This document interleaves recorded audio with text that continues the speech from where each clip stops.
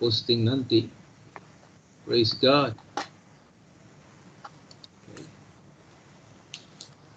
Alright, selamat datang semua. Puji Tuhan. Saya pikir 1-2 minggu kita tidak dapat berjumpa kan.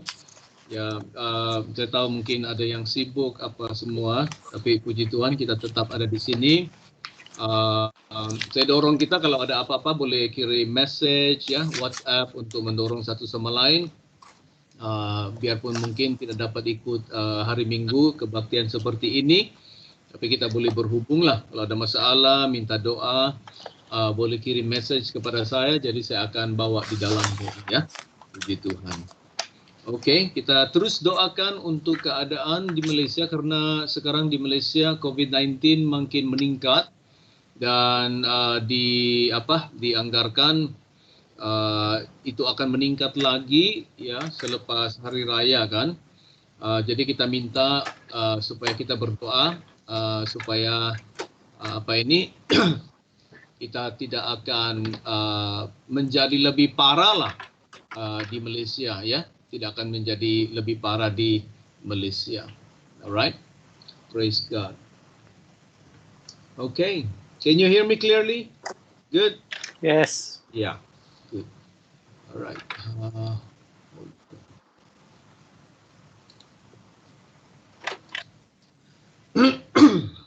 Okay. So pray, all right. Supaya Tuhan terus melindungi kita ya. Sekarang kita sudah sampai kepada 4.000 case ya, setiap hari. Jadi kita berdoa supaya itu tidak akan meningkat lebih dan menjadi parah lah keadaan kita. Alright. Malam ini saya akan kongsikan tentang Yesus naik ke surga. Sewaktu Yesus naik ke surga itu kita baca dari buku Lukas dulu. Lukas pasal terakhir dari Lukas 24 dari ayat 50 sehingga ayat 53. Saya mau bicara tentang apa artinya atau signifikannya kenaikan Yesus ke surga. Alright. Jadi di ayat 50 Lukas 24, lalu Yesus membawa mereka keluar kota sampai dekat Betania. Disitulah ia mengangkat tangannya dan memberkati mereka. 51, dan ketika ia sedang memberkati mereka, ia berpisah dari mereka dan terangkat ke surga. Mereka sujud menyembah kepadanya. Lalu mereka pulang ke Yerusalem dengan sangat bersukacita. Mereka senantiasa berada di dalam bait Allah dan memuliakan Allah. Lukas 24 ayat-ayat yang terakhir 50 hingga 53, Lukas mengakhiri Injil yang ditulisnya itu dengan cerita Yesus naik ke surga. Dan kita lihat Kisah Rasul 1 dari ayat 1. Kisah Rasul pula buku Lukas juga yang menuliskan Kisah Rasul. Di dalam buku Kisah Rasul ini Lukas pula memulakan bukunya ini tentang kenaikan Yesus di surga. Ayat 1 mengatakan, "Hai Theophilus, dalam bukuku yang pertama aku menulis tentang segala sesuatu yang dikerjakan dan diajarkan Yesus." Ayat 2, "Sampai pada hari ia terangkat, sebelum itu ia telah memberi perintahnya oleh Roh Kudus kepada rasul-rasul yang dipilihnya. Kepada mereka ia menunjukkan dirinya setelah penderitaannya selesai, dan dengan banyak tanda ia membuktikan bahwa ia hidup, sebab selama 40 hari ia berulang-ulang menampakkan diri dan berbicara kepada mereka tentang kerajaan Allah. Pada suatu hari ketika ia makan bersama-sama dengan mereka, ia melarang mereka meninggalkan Yerusalem dan menyuruh mereka tinggal di situ menantikan janji Bapa yang demikian katanya telah kamu dengar daripadaku. Sebab Yohanes membaptis dengan air, tetapi tidak lama lagi kamu akan dibaptis dengan Roh Kudus." Minggu depan kita akan berbicara tentang ini ya, Roh Kudus. "Maka bertanyalah mereka yang berkumpul di situ, 'Tuhan, Maukah engkau pada masa ini memulihkan kerajaan bagi Israel? Jawabnya, engkau tidak perlu mengetahui masa dan waktu yang ditetapkan Bapa sendiri menurut kuasanya. Tetapi, ayat 8, kamu akan menerima kuasa kalau Roh Kudus turun ke atasmu, dan kamu akan menjadi saksiku di Jerusalem dan di seluruh Yudea dan Samaria dan sampai ke ujung bumi.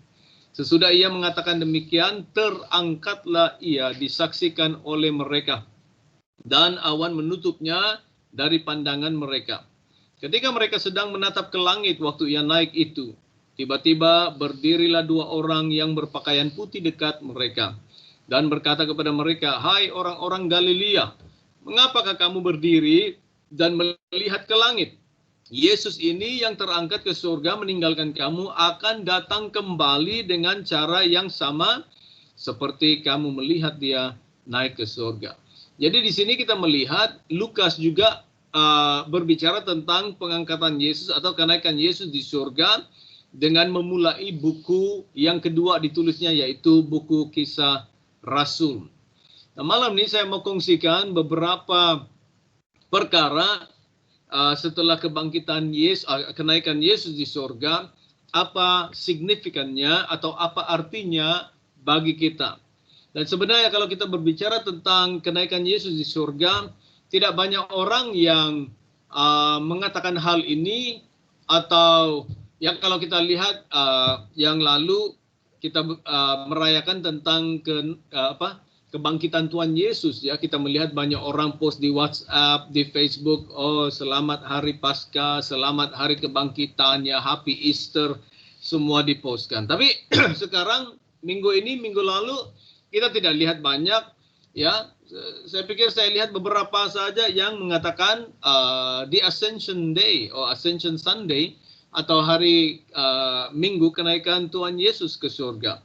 Tidak banyak orang post, ya. Nah, ini sesuatu topik yang tidak banyak dibicarakan, tapi sebenarnya artinya itu sangat besar bagi kita orang Kristen. Ya, signifikannya itu sangat besar bagi kita orang Kristen. Jadi saya mau kongsikan ini. Saya tidak akan perpanjangkan malam ini, ya. Saya akan kongsikan ini dengan masa yang saya ada. Perkongsian saya malam ini tidak akan panjang, mungkin dalam 30 menit saja.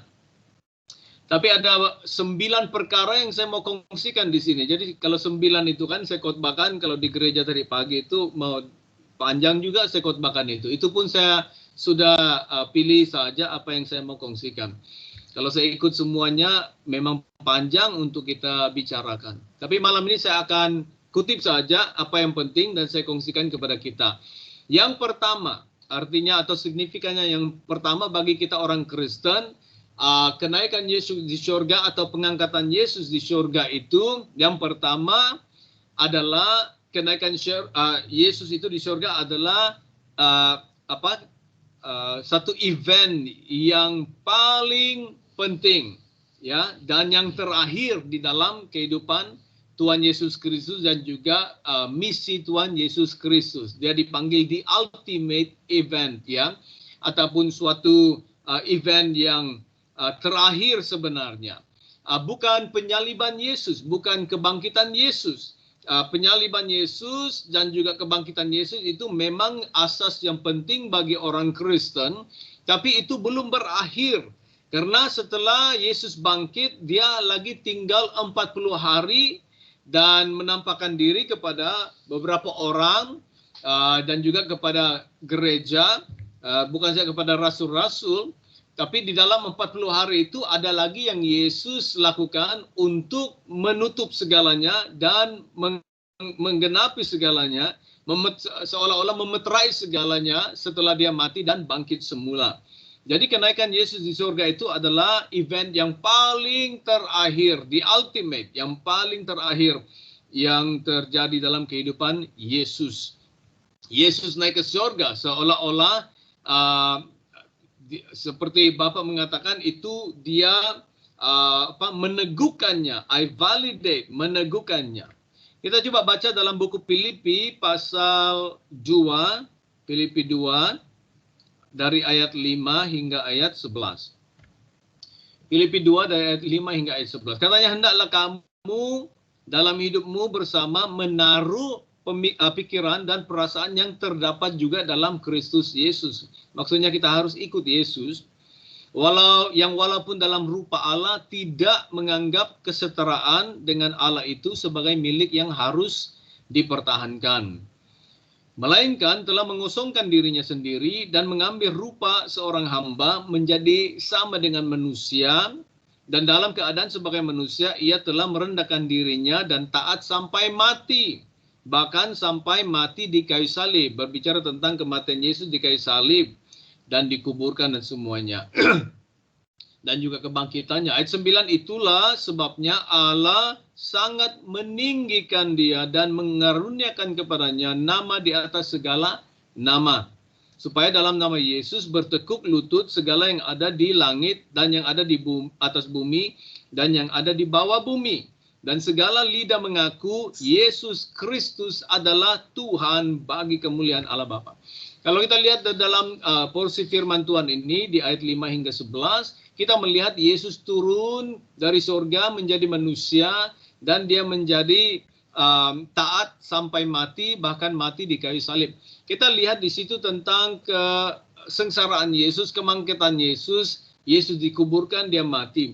Tapi tidak disebutkan tentang kebangkitan Yesus. Malahan apa yang disebutkan di ayat 9 itu tentang Yesus diangkat ke surga, Yesus naik ke surga, dan Allah telah memberikan kepadanya nama di atas segala nama. Jadi di dalam message ataupun khotbah gereja awal tentang kenaikan Yesus di surga itu mendapat suatu tempat yang sangat-sangat penting di dalam kehidupan dan juga message para rasul yang awal. Alright. Jadi kita melihat di sini bahwa keangkatan Yesus di surga itu sangat-sangat penting.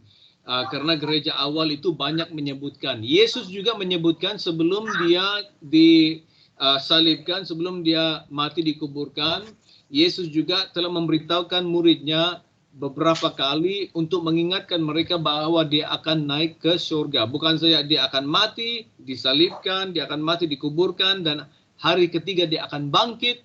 Tapi Yesus juga memberitahu mereka berkali-kali bahwa dia akan naik ke surga. Amin.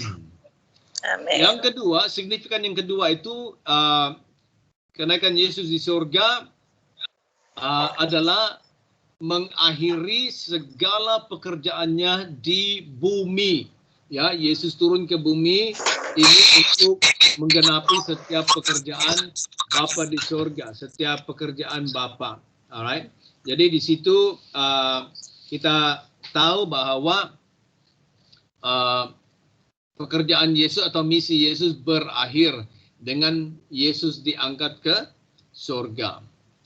Yang ketiga, pengangkatan Yesus di surga juga mengakhiri keterbatasan Tuhan Yesus Kristus.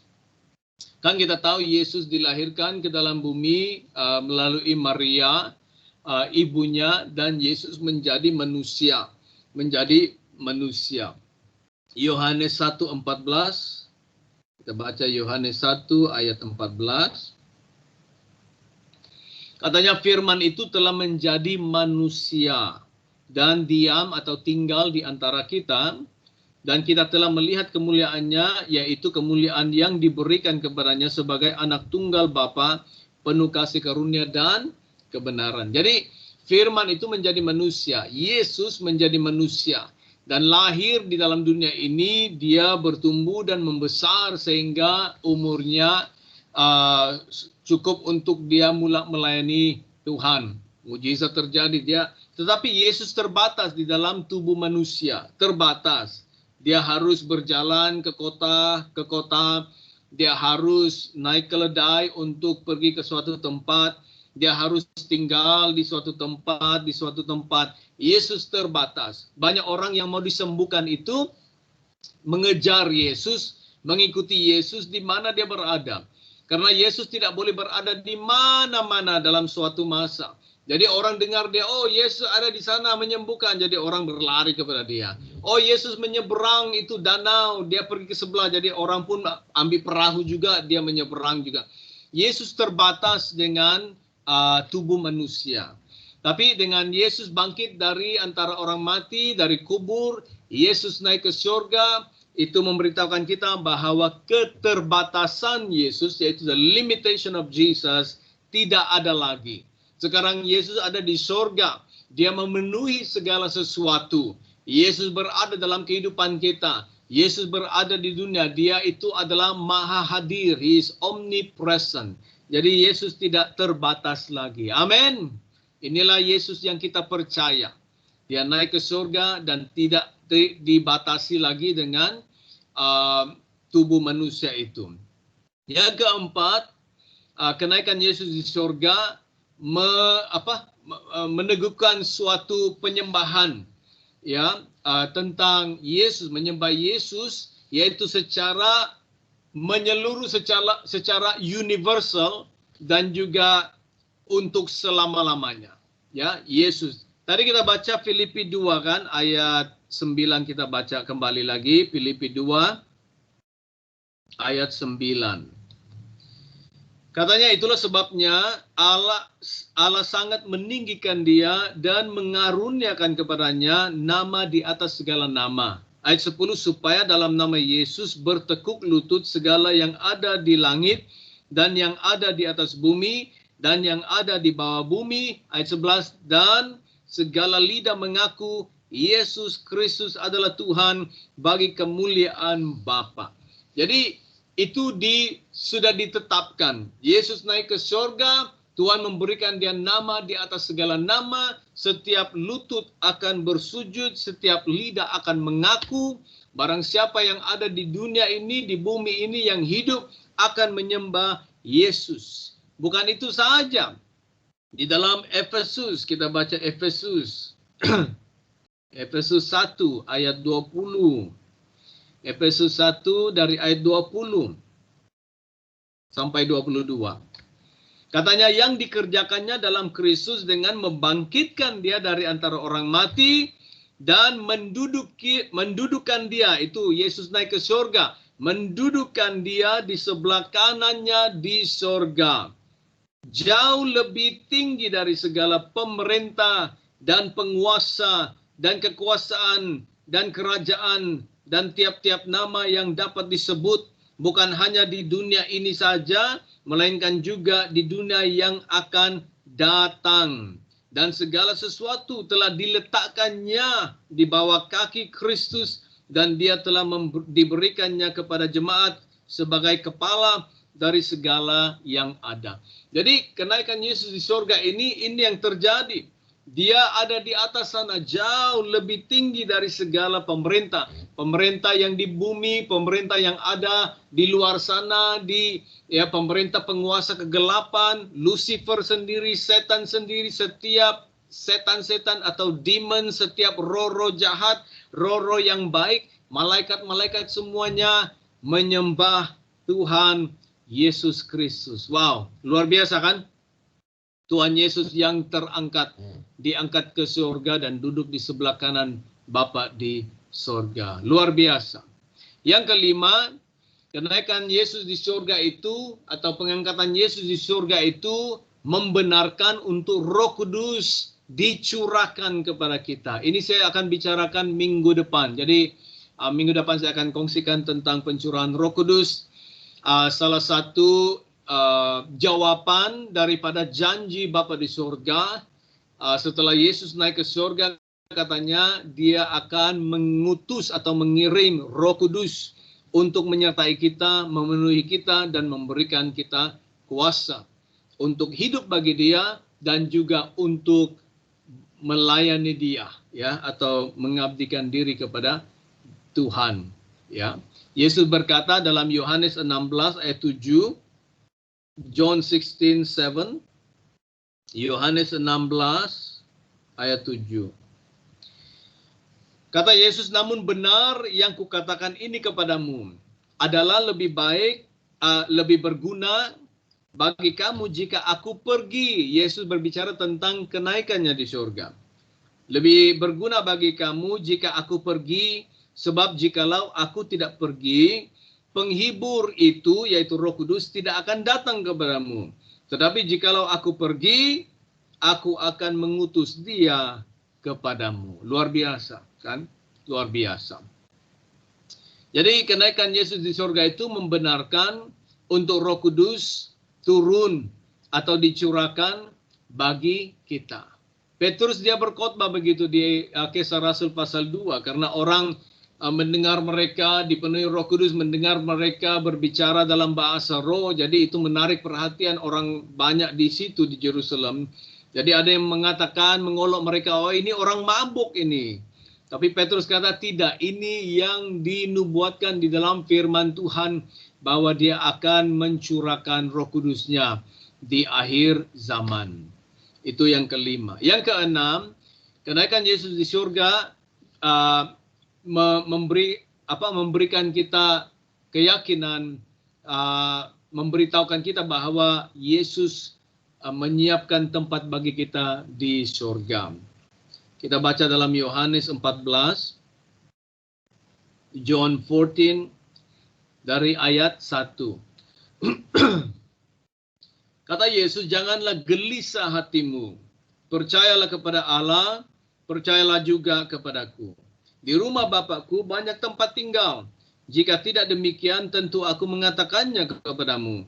Sebab aku pergi ke situ untuk menyediakan tempat bagimu. Dan apabila aku telah pergi ke situ dan telah menyediakan tempat bagimu, aku akan datang kembali dan membawa kamu ke tempatku, supaya di tempat di mana aku berada, kamu pun berada. Jadi Yesus mendahului kita. Yesus naik ke surga untuk menyiapkan tempat bagi kita. Amin. Mungkin kan di dunia ini memang satu kenyataan atau lumrah kehidupan, bukan semua orang kaya di dunia. Ada orang yang susah. Banyak orang tidak ada rumah di dunia ini. Jadi kalau kita baca ayat ini memberikan kita suatu penghiburan. Walaupun kita tidak ada rumah di dalam dunia ini, mungkin kita rumah sewa lah ya. Saya pun sewa rumah sampai hari ini. Rumah di sini pun saya sewa juga. Jadi biarpun kita tidak ada rumah di dunia ini, kita harus bersyukur ya, karena Yesus sedang menyiapkan rumah bagi kita di surga. Oh haleluya, luar biasa. Ya memang pentinglah kalau kita ada kesempatan, kalau kita ada kemampuan, belilah rumah kalau boleh ya. Kalau kita ada kemampuan, menurut kemampuan kita lah ya.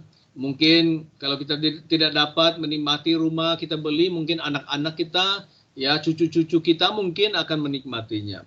Tapi ini mendorong kita bahwa Tuhan Yesus naik ke surga, mendahului kita untuk menyiapkan tempat bagi kita di surga. Jadi penting juga untuk kita hidup di dalam kebenaran. Hidup dalam kebenaran supaya kita tidak akan kehilangan berkat tempat kita di surga. Setialah sama Tuhan Yesus. Setia, hidup dalam Tuhan, berpegang kepada Dia. Walaupun apa yang terjadi, jangan kita hanyut, jangan kita terpesong karena ada ajaran-ajaran lain datang dalam kehidupan kita. Berpeganglah kepada Tuhan Yesus. Jadi kita tidak akan kehilangan berkat tempat kita di surga nanti. Amin. Yang ketujuh, pengangkatan Tuhan Yesus ke surga itu memberikan kita tanggung jawab akan pemberitaan Injil. Waktu Yesus naik ke surga, dia memberitahu murid-muridnya dalam Matius 28, di dalam Markus 16, Lukas, Yohanes, dia berkata, aku mengirim kamu, mengutus kamu. Katanya beritakanlah Injil kepada segala makhluk atau ke seluruh bangsa, ya, segala makhluk, seluruh bangsa. Beritakan Injil, preach the gospel to all nation. Dia memberikan tanggung jawab itu kepada kita. Jadi kita, biarpun kita mungkin bukan pastor, kita mungkin bukan pemimpin gereja, tapi kita orang percaya Yesus, kita orang percaya. Walaupun kita mungkin kurang pengetahuan dalam Alkitab, tapi apa yang kita tahu, terutamanya kesaksian, terutamanya kebaikan Tuhan yang kita alami, mungkin mujizat, mungkin juga jawaban doa yang kita alami, di dalam kehidupan kita, kita kongsikan. Itu juga memberitakan firman Tuhan. Mendorong orang lain untuk percaya dan mengasihi Yesus sehingga mereka memberikan diri mereka kepada Tuhan Yesus, bertobat dan menjadikan Tuhan Yesus menjadikan Tuhan dan juru selamat kehidupan mereka. Jadi Yesus naik ke surga, dia mempercayakan atau memberikan tanggung jawab itu kepada kita untuk memberitakan firman Tuhan. Terutamanya pada masa-masa ini, kita sedang berada di ambang akhir zaman. Ya, saya percaya kita berada di akhir zaman. Kita sudah makin dekat di dalam kedatangan Yesus dan yang kali kedua. Kita tidak tahu bila, tiada orang juga boleh menentukan bila, karena Yesus kata tidak ada orang yang tahu bila anak manusia itu akan kembali. Tapi kita tahu tanda-tandanya, banyak tanda-tanda yang kita lihat bahwa Yesus itu sudah dekat mau datang. Sudah dekat. Jadi kita giatlah untuk hidup bagi Tuhan, kita harus giat untuk mengungsikan kebaikan Tuhan, kita giat untuk mengungsikan firman Tuhan. Ya, itulah saya ambil kesempatan untuk kongsikan firman begini. Kita tidak boleh kumpul di gereja banyak-banyak, tapi dalam Facebook kita boleh beritakan firman Tuhan. Saya rekod dorongan-dorongan dan saya upload ke YouTube supaya orang akan mendengar firman Tuhan.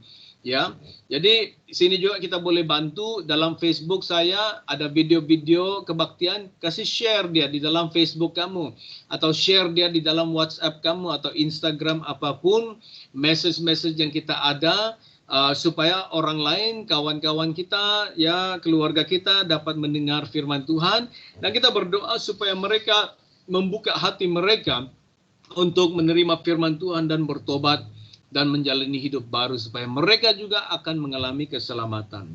Jadi pengangkatan Yesus naik ke surga, Yesus memberikan tanggung jawab untuk memberitakan Injil itu kepada kita, kepada kamu dan saya. Jangan risaulah, jangan susah hati lah bilang, oh saya tidak tahu macam mana mau cakap, saya tidak tahu macam mana kongsikan, saya tidak tahu berkhotbah. Tidak perlu. Kita hanya mendorong orang bercakap seperti biasa, mendorong orang tentang Tuhan, kesaksian kita, kebaikan Tuhan, itu pun sudah memadai. Saya percaya Tuhan akan mengurapi, Tuhan akan memimpin kita. Dan orang itu yang akan dijamah Tuhan. Bukan kita yang mengubahkan dia, bukan kita yang menyelamatkan dia, tetapi Tuhan yang akan menjamah. Kita hanya buka mulut saja dan Tuhan akan bekerja. Yang ke-8, kenaikan Yesus di surga, mengatakan kepada kita bahwa kita ada imam yang agung di surga. We have a great high priest in heaven. Di dalam Ibrani, kita baca Ibrani 4:14. Ibrani, the book of Hebrews chapter 4 and verse 14. Ibrani 4 ayat 14, firman Tuhan berkata, karena kita sekarang mempunyai imam besar agung. We have the great high priest, imam besar agung yang telah melintasi semua langit, yaitu Yesus, anak Allah. Baiklah kita teguh berpegang pada pengakuan iman kita. Let us hold the confession of our faith. Hold fast the confession of our faith. Jadi kata firman Tuhan, kita sekarang ini kita ada imam besar agung di surga, yaitu Yesus Kristus. Saya selalu mendorong orang, kalau kita rasa tidak ada orang yang mendoakan kita, jangan susah. Yesus sedang mendoakan kita di surga. Ya, di dalam Ibrani 7 ayat 25.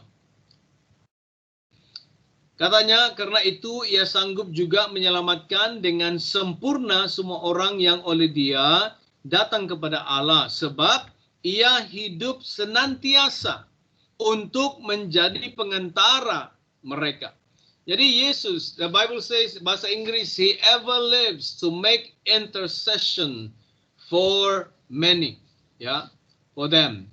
He ever lives. Maksudnya Yesus hidup selama-lamanya, hidup senantiasa, tetap hidup untuk berdoa mengantara bagi kita.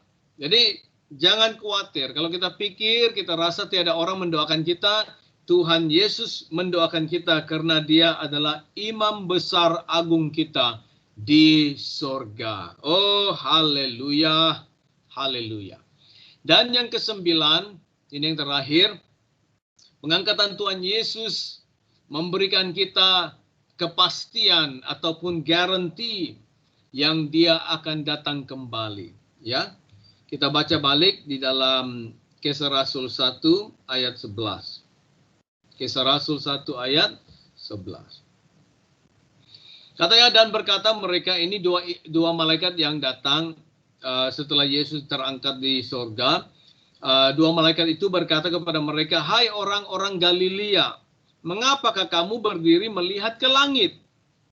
Yesus ini yang terangkat ke sorga meninggalkan kamu, akan datang kembali dengan cara yang sama seperti kamu melihat Dia naik ke sorga. Jadi di sini kita diberikan kepastian bahwa Yesus akan datang kembali. Itulah sebabnya kita harus berpegang teguh dengan iman kita, percaya Tuhan Yesus Kristus, walaupun hidup ini kadang-kadang mencabar. Hidup ini kadang-kadang susah. Kadang-kadang kita seperti mau menyerah, mau mengalah karena keadaan yang susah. Ada satu teman saya di sini, dia mengalami kesusahan dalam hidupnya yang tidak boleh terbayangkan. Jadi ada juga pastor-pastor yang dia kenal, pastor-pastor yang dia pernah jumpa, yang dorong dia ataupun counseling dia. Tapi setelah pastor-pastor ini mengetahui masalah dia bilang, brother, dia bilang, aduh, dia bilang, masalahmu ini sangat susah, dia bilang. Kalau saya ini kamu, mungkin saya bukan orang Kristen lagi, dia bilang. Ya, karena masalah terlalu berat. Bayangkan ini pastor yang cakap, bukan orang Kristen biasa. Kan?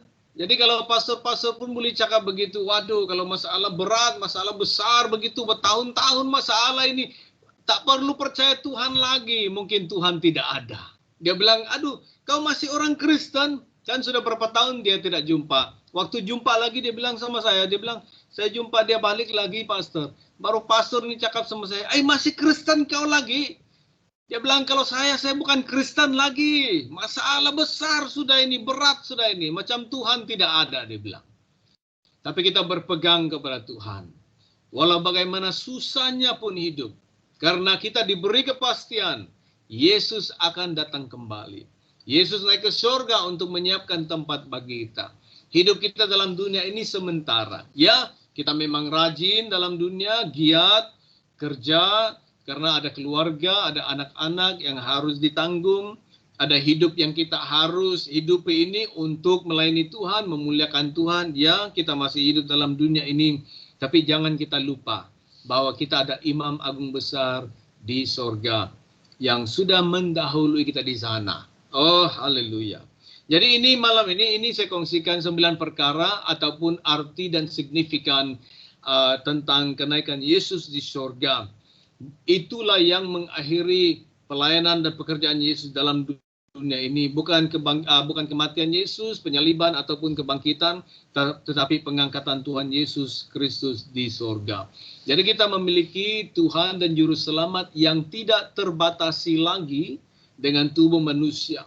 Dia adalah Allah omnipresent ataupun Allah Maha Hadir. Dia berada di mana-mana. Tuhan Yesus yang menguasai segala sesuatu menurut Filipi 2 ayat 5 hingga 11, menurut Efesus 1 ayat 20 hingga 22. Yesus yang kita sembah, Yesus yang kita layani adalah Yesus yang sangat luar biasa. Jadi kita juga saya juga mendorong malam ini di waktu-waktu pandemik ini, kita pandanglah Tuhan Yesus Kristus ya. Kita pandang. Saat dalam kesusahan kita lihat Yesus karena dia mampu untuk menyelamatkan dan mampu untuk memimpin kita, memberikan kita kemenangan. Amin. Amin. Puji Tuhan. Semoga Tuhan memberkati firman-Nya, mendorong hatimu, menguatkan, meneguhkan imanmu di dalam Tuhan Yesus Kristus. Amin. Amin. Amin. Puji Tuhan. Saya matikan recording dulu.